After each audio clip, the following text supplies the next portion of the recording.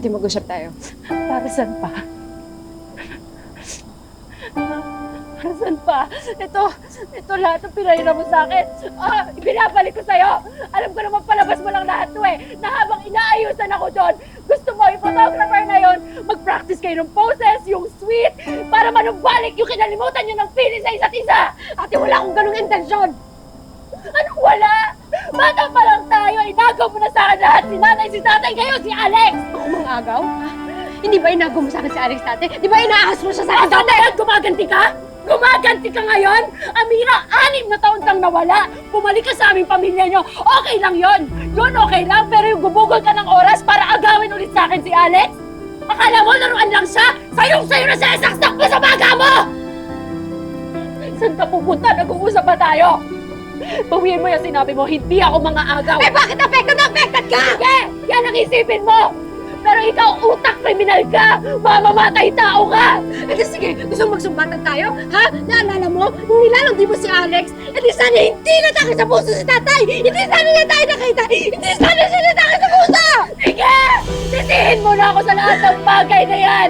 Ikaw naman kasi yung mabait, di ba? Ikaw yung martir! Ikaw yung pumunta ng Maynila para magtrabaho, para mabigyan ng pera si tatay pang paggamot! Bakit? Ako din naman Nagsakripisyo din naman ako! May ambag ako doon! Pumasok ako sa club kahit ayoko! Hindi mo ba naisip yun? Tapos ngayon, hindi mo ba naisip na pwede naman ako maging masaya kasama si Alex? Ha? Bakit ba gusto mo sirain yung buhay ko? Porque sinira ng principal yung buhay mo. Gusto mo damay-damay tayo? Kamina, ikaw! Problema ko, Ikaw ate. ang pumili! Maghigante!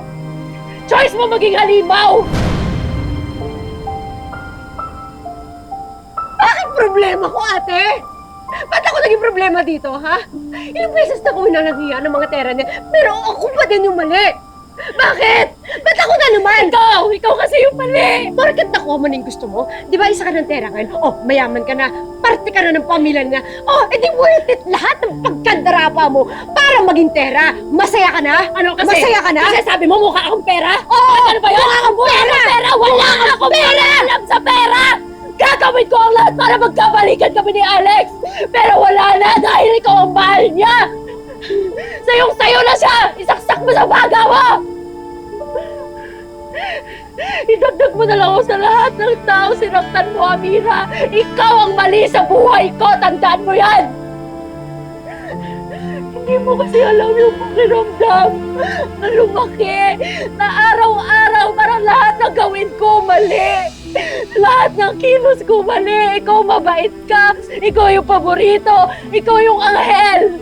Eh, paano ba naman kasi ate kung makasagot-sagot ka dyan kay tatay? Akala mo, talagang sinasadya mo talagang saktan siya eh, no? Tapos ngayon, ikaw pong pabitim, ha? Ang kapal na mukha mo, no? Ang kapal talaga ng mukha mo. Tinuring ka niya parang totoong anak, ate. Pinag-aral ka niya sa Manila. Naalala mo, wala tayong pera nun. Wala tayong pera, wala kami makain nun, pero ikaw nag-aaral ka sa Manila. Pero kung umuwi ka sa Oyente, puro reklamo na lang bungad mo. Puro na lang ang baho dito. Wala na naman tayong pera. Ang pangit ang ulam natin. Tulo na naman! Hindi mo man lang na-appreciate si tatay. Alam mo kung makareklamo ka, akala mo ikaw yung tunay na anak. Tahimik yung buhay ko nung wala ka pa. Kaya sana hindi ka na lang bumalik. Sana namatay ka na lang.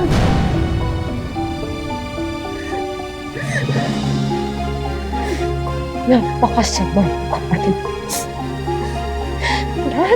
Lahat binibigay ko sa'yo, ate. Napakasama, kapatid. Masama. Ito ang sinasabi ko sa'yo. Wala na akong kapatid. Hindi na kita kapatid.